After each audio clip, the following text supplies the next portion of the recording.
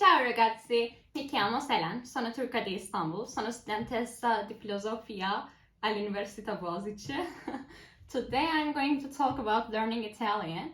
I've been learning Italian for like 3 months. In university, I take Italian 101 course, so I have the basic knowledge of the language.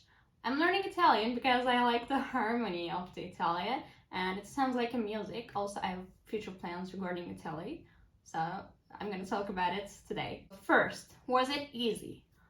It was harder than I thought, to be honest. But well, it depends on who is asking, who wants to learn. I am from Turkey, and as you know, Turkish and Italian has no similarities since they do not belong to the same family, language family. Still, I know English, and it sometimes makes it a little bit easier for me to learn Italian. There are some similar words, but actually those words are not that common between English and Italian, and sometimes it affects my English in a bad way. For example, I was learning adjectives in Italian and learned about grande, grandi.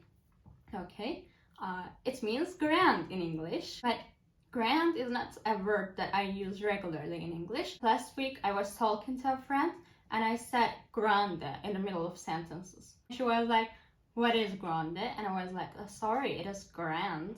So my pronunciation is a little bit different between those languages. We are using Nuovo Contatto, New Contacts book in university. Except for that, I use Rosetta Stone and some handbooks.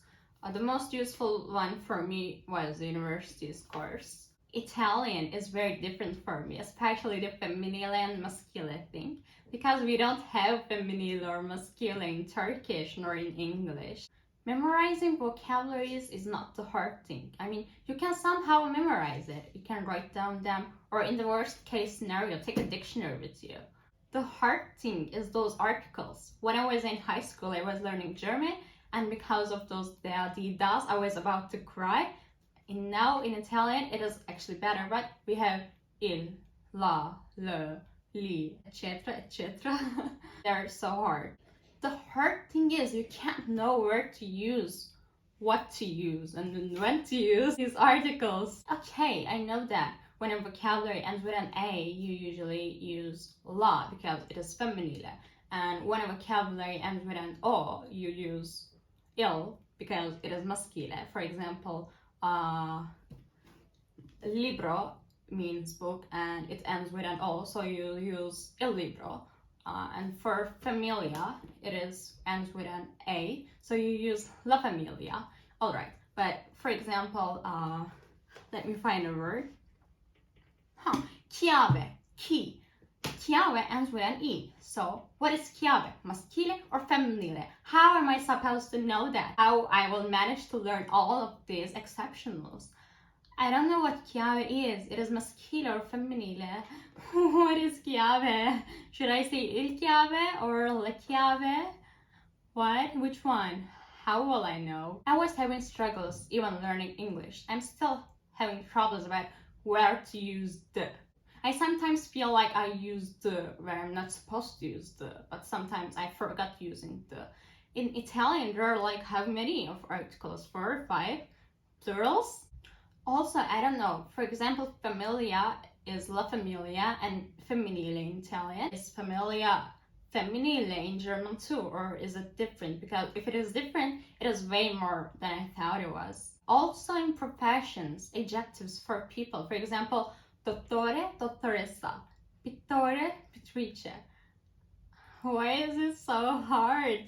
In Turkey, it's like doctor, no, it's not in Turkish.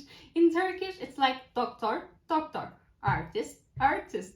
Why is it so hard in Italian? First, I learned dottoressa and dottore and studente, studentessa, and I was like, oh, okay, the femminile will take essa. But it is not the case. For example, pittore, pittrice. And sometimes it is same, journalista and journalista. How will I know that? Another point I want to mention is the verbs. There are a lot of verbs. Okay, it is the same for every language. But the verbs are too hard. Let's examine the verb do. In English, we say I do, you do. In Italian, The do is fare, alright? But you don't use fare in a sentence like io fare, tu fare. You have to say io faccio. And I was like, what is the connection between fare and faccio? And then I said, okay, I learned this. So io faccio, tu faccio. Wait a second, it's not tu faccio, it is tu fai. Because it keeps changing. Each verb is adjusted per subject. Well, fare is not a regular verb, but even in regular verbs, like mangiare, it means eating. You have to say io mangio, tu mangi, lui lei mangia. It is different all the time. Memorizing all these verbs and tenses is exhausting. There are like, I don't know, 18 tenses in Italian? What? What are you talking about? The past of the past of the past? Another thing, again, difficult for me is the e's. This e and this e. Why are they different? Where to use this e and where to use this e? Well, in Italian it is e and e. That letter isn't even on my keyboard. I know that when we talk about the verb essere, we use this e. But when we use and e, we use this e. But I'm still having troubles with these e's. Pronunciation is another thing, but I think pronunciation is not that hard in Italian. You just read what it is written. At least I think I manage it. But I heard something, I don't know if it is true, but I was planning to go for Napoli for like 3 months, then go to Milan for another 3 months, and someone said me that you know, Selen, South and North Italian accents are very different from each other, so you can't understand them. You have to choose just one place. Is it a thing? Disastro. Numbers are similar. 1, 2, 3, 1, 2, 3, 1, 2, 3. Actually, in Turkish, it is like 1, 2, 3. Anyway, Turkish is a different thing. Another nightmare of me, making the vocabularies plural. In English, you just add the S. In Turkish, you just add the lash. But is it the same case in Italian? No! Let's consider the word amica, friend. Amica for femminile is amica, and it is la amica because it is femminile. And the maschile is amico, il amico. No, not il amico, l'amico. You see, that's the case with articles. When amica becomes plural, turns into amiche.